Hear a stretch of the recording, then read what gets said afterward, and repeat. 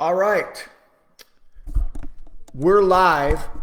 So I just typed into the comments to let me know if you're with me live so that I can look through the comments and answer any questions that y'all may have. And even if you're watching this on replay, just let me know what's up. If you have questions, I come in here and I'll answer those questions when I get around to it. I'll leave the replay up so you can access this or play it back because it is quite important what we're going to talk about today. For those of you who have been with me on this series, I think we're week 17 now, if I have that right. Yeah, week 17. And we're all the way to the point where we're talking about organic lead generation. We started this at the beginning of the year with rounding out 21 topics. Well, really 20 topics. The first one is just to sort of introduce the program. 20 topics that are imperative for you to master. You don't have to be a master immediately, but you want to gain expertise and competency within these 20 buckets that I've been going through. And we are on number 17. So we're quite a ways through already. So just to recap this journey, the first several weeks are about what our overall strategy is. Okay, getting that strategy into our brain so we understand how it is that we can profit on any house from any seller in any market without using any of our own money or any of our own credit, even if the house is over leveraged, even if the house has no equity, even if the seller does not want to give us a good price, does not want to give us good terms, even if that seller wants an owner-occupant buyer who's going to bring a bank loan in and who is only looking for that retail buyer. We can profit on any deal when you have the right strategy in your brain. And then the second week, the second piece to that is the ability to communicate that strategy that's in your brain, roll it off your tongue in a way that is compelling to the seller, meaning being crystal clear with the seller about what their alternatives are, what the pros are, what the cons are, and taking a consultative approach with that seller so that they can make the right decision for them. Because no matter what decision they make, we can profit. So in that way, we can be agnostic towards what they select to do. And what that does, because you're not putting too much pressure on anybody, is it allows the seller to infer that this person has a lot of character, they're genuine, they're authentic, they're transparent. I'm not being pushed and shoved and cajoled into a certain paradigm that they want to operate in. We're having a nice discussion. And they will also infer that you have a great deal of expertise because you've talked to them about the trade-offs across the different alternatives that they have. And generally when that happens, we are able to do business with that seller because you have developed not only a rapport, but you developed a credibility with that seller. And that is absolutely essential across all business verticals, particularly in the business vertical of real estate investing, where you are dealing with a seller that is probably disposing of the most important and biggest asset that they have, and the stakes are dialed up to the nth degree for the seller. So when you get to that point, you can do a lot of deals. So that's sort of the first half of the program, right? Is we've got to get strategy and we've got to get the ability to communicate. That ability to communicate has been characterized over the weeks with an approach that we take with the seller, and it's been characterized with the way that we handle the dialogue with the seller following that approach. There's basically what we've gone through are 5 things that we need to learn. We always lead with price because we want to see if we can get a good price. We want to initiate the call with the seller with an intent to come in and just buy this thing with cash immediately.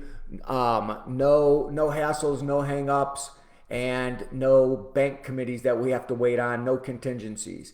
In that paradigm, the seller will generally tell us their best price. More than 90% of the time, that's going to be a price that we're not willing to pay. But now we found out their best price, didn't we? Because we came at it from the standpoint of what's in it for them. No contingencies and no crazy inspections, no bank loan committees that have to prove this. We close next week. We just need to get the right price. And when they tell us that price, again, most of the time, the vast majority of the time, it's not going to be good enough for a wholesale deal or a rehab deal or a quick flip, sign the contract type thing. Sometimes it will, and we'll do those deals all day because it's easy money, right?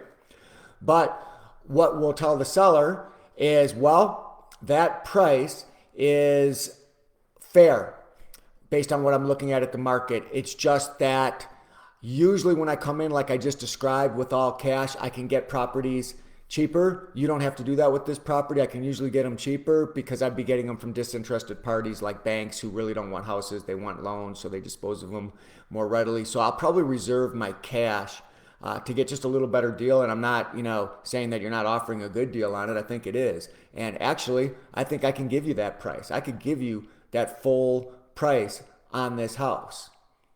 The only thing that I'd require from you in exchange for giving you that full price, and by the way, I'll pay your closing costs even. I'm not going to ask you for any crazy discounts. There's not going to be any crazy inspection concessions. I'm not going to be represented by a realtor on this transaction, so you don't even have to pay any realtor fees on it. I'm not going to ask you for loan points. I don't need any bank to come in and finance me. I'll take the house as is and I'll close whenever you're ready. So I've just outlined quite a lot of benefits to this. Of course, everything has a trade-off, doesn't it? But you can get all those benefits, not the least of which is the highest price that you're going to get from anybody. I'll pay you that high price. The trade-off is you have to be a little bit patient in getting it, but I'll pay you for your patience. Again, another revenue stream for you in addition to getting the full price for the house. So what I mean by that is you'd have to let me make monthly installments against that price for a period of time that we'll agree on, or I'll lease it from you for a period of time until I exercise an option that you'll give me to buy it during the term of the lease. If you can operate within that framework, you can get this thing sold and it won't be your problem anymore. And that seller is either going to say yes, no, or maybe to that. If they say yes or maybe, then we need to find out, well, hey, do you got the house free and clear? And oftentimes they'll volunteer. No, we have a mortgage. This is how much I owe. If they don't, then you got to find out the mortgage balance, right? Or if it's free and clear, you've already passed that hurdle. Now you know it's free and clear. You could structure a phenomenal deal on a free and clear house. So, and I went through details of that. Once you've got to that point, you then simply have to get the seller to make you an offer on the other three metrics besides price, which is the monthly payment, the duration of time before they have to be paid off in full, and when our payments begin, meaning is there going to be a down payment or not in this. And I instructed you on how to do all that, the verbiage to use that works best, that's the most clear to the seller. And again, you'll be in that, now if it's a dead no, we move them along the spectrum, which I'll talk to in a second. But if it's a yes or a maybe, we have that discussion, we deal with the various questions and objections that come up. They end up having made us an offer at a certain price, at a certain monthly, at a certain duration, and here's where our payments begin. And then the next aspect of this after the objection handling, which was the later weeks of this program, is we went through how do you fill out all the contracts for all the various situations. Okay, so you have a strategy, you have an approach, you have the ability to dialogue with the seller, and then you memorialize what that dialogue was with the seller into an agreement, a contract. And when you do that, you make money. Because guess what, folks? You make your money when you buy real estate or when you get a contract for real estate. You get cashed out when you actually do something with that contract. But on paper, you already have money as soon as you get a contract. Why? Because that contract is an asset. That is an asset that in most states, other than Oklahoma and, you can in Illinois, but, only one time. And then after that, it changes per year. But you have an asset in just about every state in the country if you have a contract, because you could sell that contract.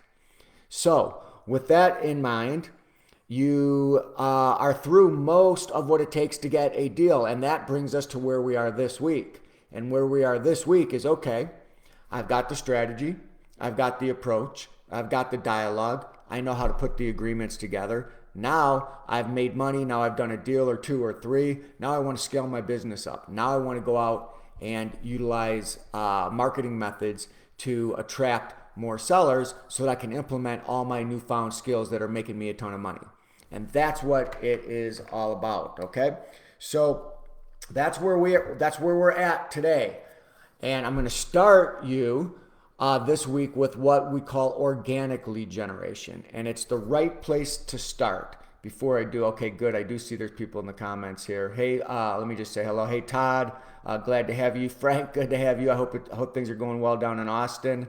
Pops, he's a Cubs fan. That's my dad. He's a Cubs fan, but I've got good reason for liking both the White Sox and the Cubs. I was born on the south side, and he's born on the west side, but he's the one who had me on the south side, so I've always been a south side fan, although I love the Cubs too, don't get me wrong. I get to like both teams. I worked at both parks, okay?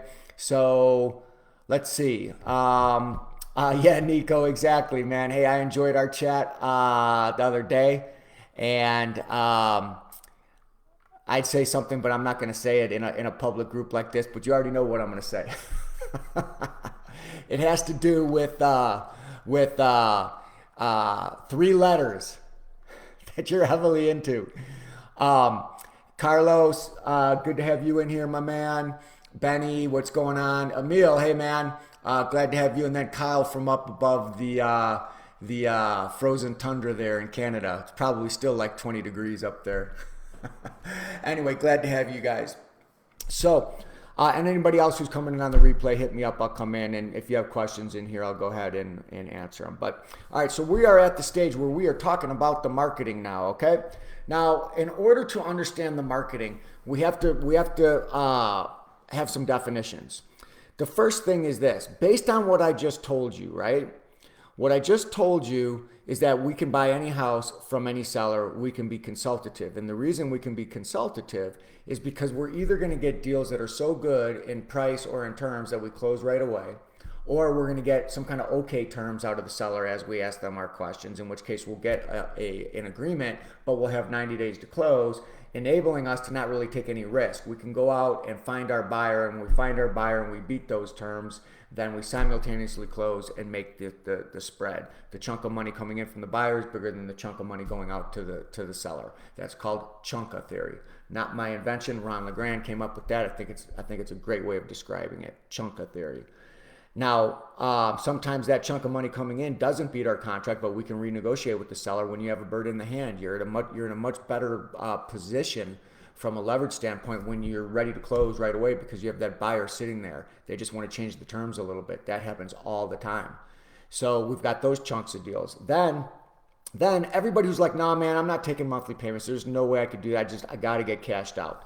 We have a way of handling all the questions, the objections, getting them to see things, in alternative ways. But the majority of the time, people just want to sell for straight up cash, right? They just want to get out. Traditional real estate.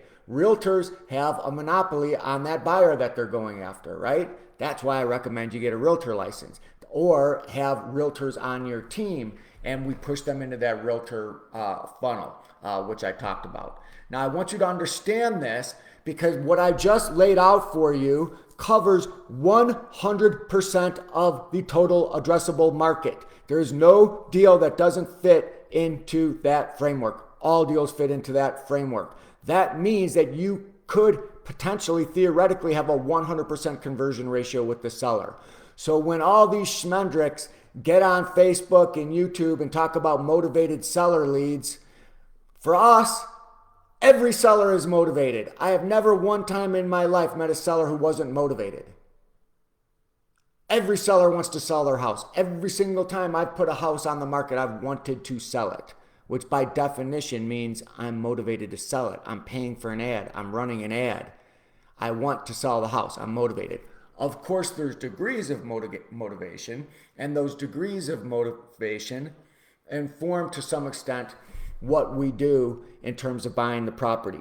But I want you to understand something, because every single business out here is based on getting a share of the minority. Okay? I'm going to go to a restaurant tonight.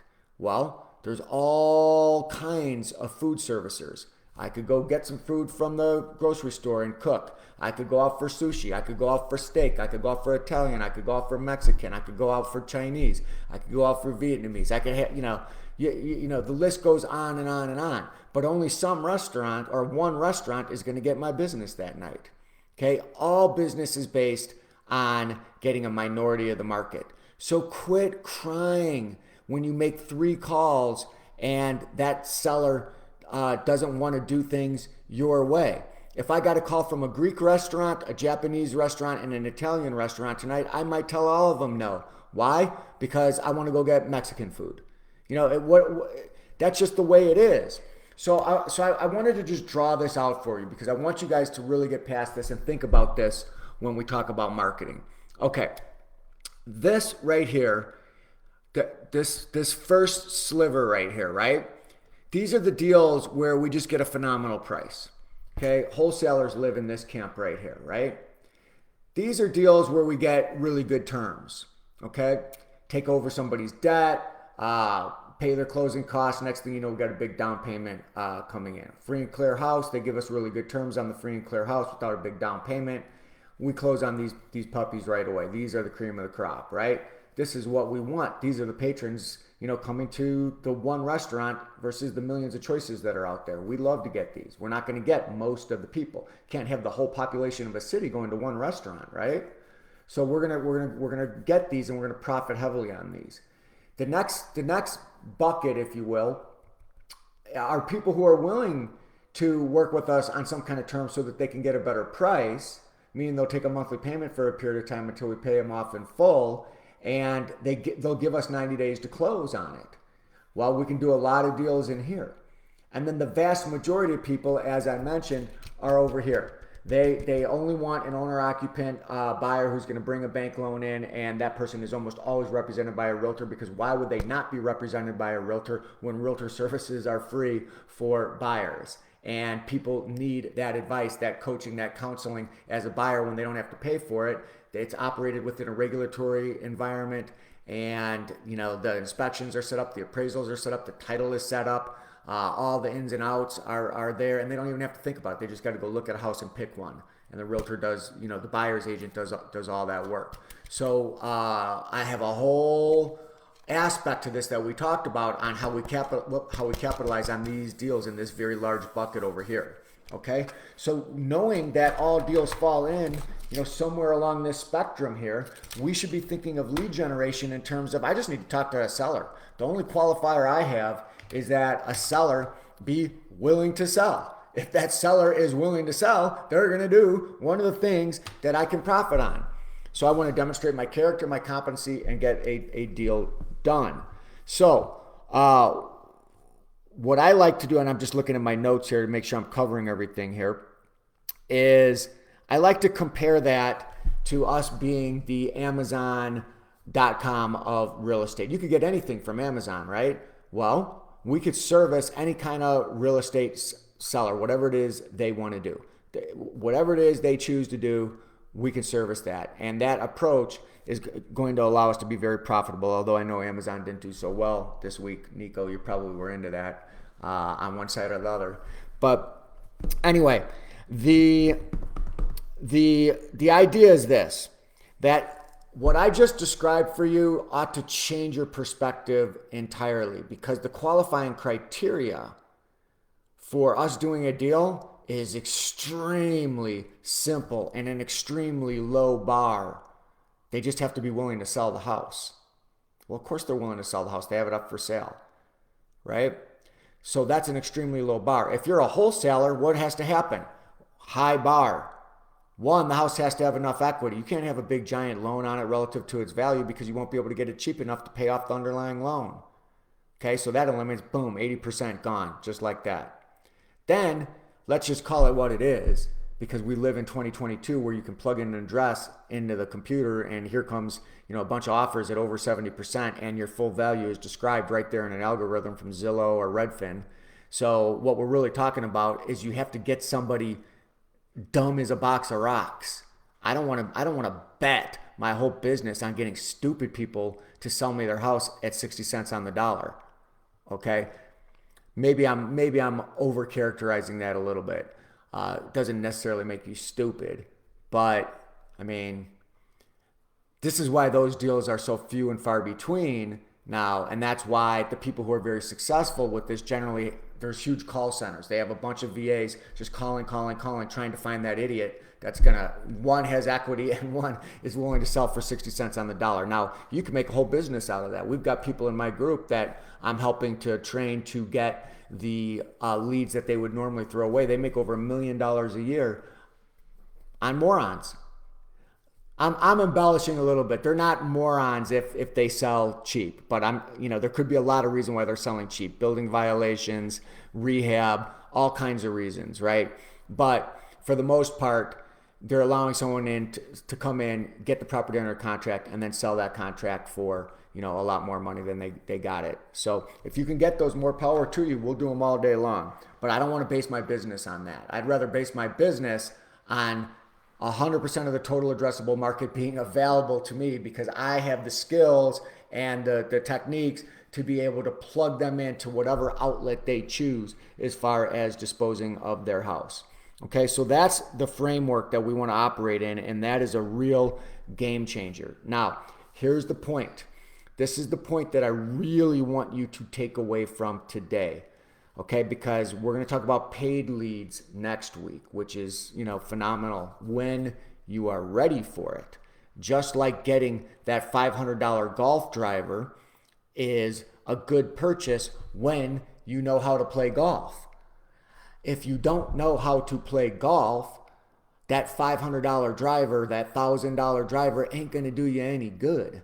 So same thing with leads. Don't go throwing money at a problem if you don't have the strategy and the skills to even construct deals. It's not going to help you. Don't go buy a Lamborghini if you haven't learned how to drive. It's not going to get you there any faster. It might actually make it worse. Okay, I tell the story, I have a video of it in the group of a friend of mine, very good athlete, played ball with him for years. We go snowboarding. He comes out here to Vegas. We go over to this place that doesn't even exist anymore, a place called McGee's. And he bought like $8,000 worth of snowboarding equipment, which is hard to do. He bought the most fanciest, schmanciest stuff on there. And I'm looking at him like, dude, why don't you just get one of these ski bunnies to work with you for, 2 days of the trip, get your skills up, and then you can rent some demo equipment. And then, if you really like it and you take to it and you've learned, then, you can buy that equipment. But this equipment isn't going to help you with the very basic stuff that you need to learn. I got it. You know what I mean? So anyway, about not even a full day in, that equipment didn't help him one bit. So net of it is I got about $8,000 of snowboarding equipment for way less than that because I bought it from him. But my point is this. A lot of you guys will, who are in this group and who aren't in my training yet, get this shiny object syndrome where somebody's like, the key to real estate is lead generation and I'm going to get the leads for you. Well, and then you spend a bunch of money on their lead generation, which probably isn't even that good, to be honest with you. There's no better lead generator in real estate than what I'm going to show you guys next week in terms of paid leads, my hyperdrive system, for a variety of reasons that we'll go through next week. But you should not just throw money thinking that that's going to buy you success. You might get some good leads from that, but what is going to make you successful are the first two things I talked about. You have the strategy in your brain, but you have the ability to communicate it. You have to learn that first. You have to learn how to plug people into these right buckets based on the questions that we answer them. 90% of your focus ought to be on that. So if that is true, and it is, then how should we focus our lead generating efforts at first until we've done a deal or two or three? And I'm not going to turn this into a commercial, but I'm going to tell you right now, Look, I'm not afraid to admit it.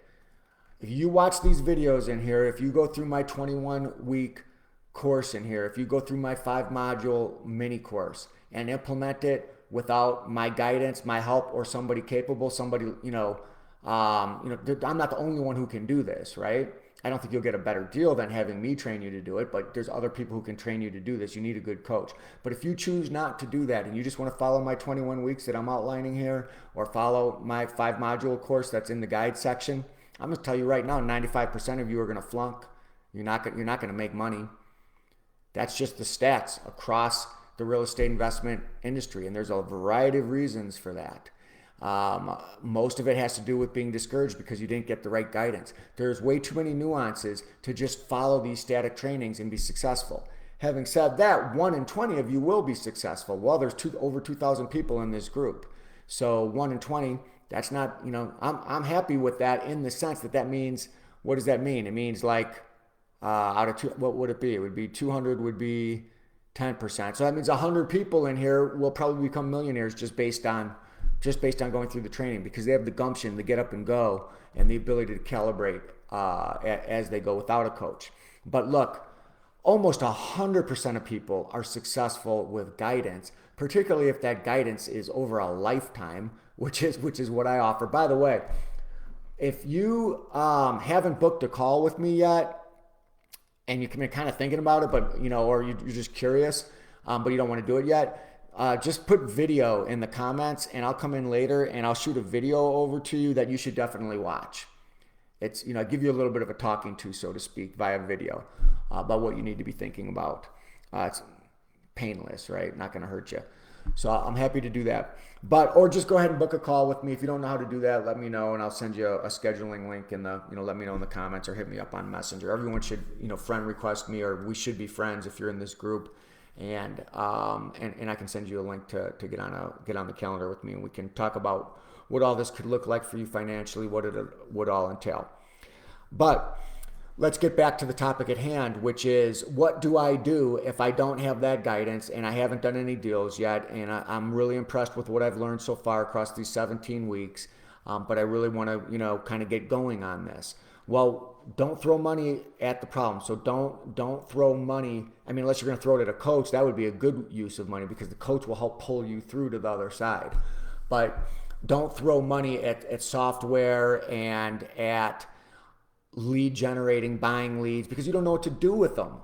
Okay, so until you can prove yourself in the organic playing ground, in my view. So the organic playing ground means this. Remember, 100% we can convert. So the usual suspects as far as organic are these guys right here. You might not be able to read that. For sale by owners, okay, it's blurry. For rent by owner, which I'll talk about in a second, expired listings, and sign scouts. So many deals within that context, particularly if you have a real estate license, because the for sale by owners, that's pretty much where realtors get their listings from, other than a referral network. I'm sorry about the lighting in here. I don't know if I can improve it, but actually I look better in the dark, as many of you have noticed with my socks visor and my hair getting a little bit on the long side. I just had a workout this morning, so I am looking a little grimier, should say. Okay, for sale by owner, we call them up, we take them through the approach. You're gonna get a deal that falls into this bucket. For rent by owner, now let's think about this for just a second. There are people who have their house up for rent for one reason or another. Usually it's because they don't want to wait on a realtor. They don't want to pay equity to a realtor. Maybe they don't want to do some of the fix up, but they know they can rent the house and they can probably get it rented quickly. So, and they can't afford 2 mortgages, or they, making 2 payments. So they want to just go ahead and rent it. Well, guess what? If somebody advertises their house for rent, we've already got so far along towards a deal. Because the hardest part of getting the deals when you call it for sale by owners is getting them to agree that maybe they could take monthly payments for a period of time until we pay them off in full, so that they can get a higher price. Guess what? a for rent by owner has already advertised their house with terms. They've already advertised that they're going to take a monthly payment, and it ain't going to be 6 months, and it ain't going to be a year. They'll probably let you rent that for as long as you've been a good tenant. Nobody rents the house for 1 year and then kicks you out and expects that somebody's going to want to move into that situation. You got to move in, move out. I mean, when they advertise that house for rent, they're contemplating at least a few years. So, all you have to do, the only hurdle on a for rent by owner, these are easy deals to get, folks. These are easy deals to get. You call the for rent by owner. Make sure it's not a property manager or a, generally we don't want to do those with realtors, but just a straight up mom pop person that is renting their home and they're trying to get a renter. And you call them up and you let them know, hey, look, I see that you have this house for rent. It's actually perfect for me. I will definitely rent it, but there's one condition. By the way, when I rent it, it's not going to be a normal rental in the sense that you're not even going to have to do any landlording, because I'll guarantee the maintenance, I'll guarantee the repairs on this house if it happens over the term of our lease. But the one thing that I need is I need you to be willing to sell me that house during the term of our lease, because you ain't going to get it back. I'm going to buy it from you during the term of the lease. Most people will say, well, that depends on the price, or, well, I was trying to sell it anyway. So there you go. You got a lease with an option to buy. And when you have that lease with the option to buy, we can then sublease it with an option to buy to our buyer.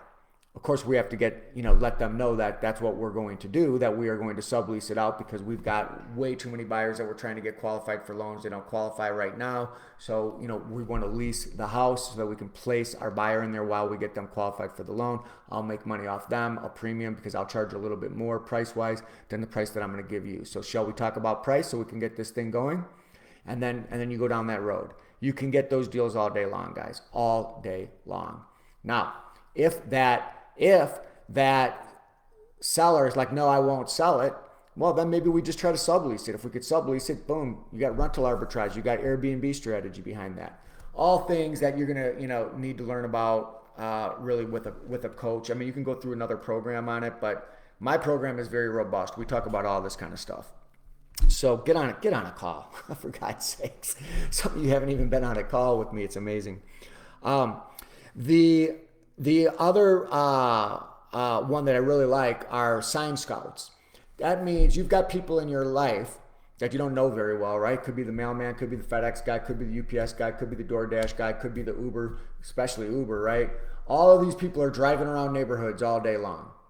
You casually mention to somebody, you give them a business card or something, you use that tap thing so they have it in their phone, and you let them know, hey, look, I buy houses, not the ones that are advertised by realtors, but if you see any for sale by owners or any for rent by owners in your travels all around neighborhoods and whatnot, think of the possibility with every Uber you've taken.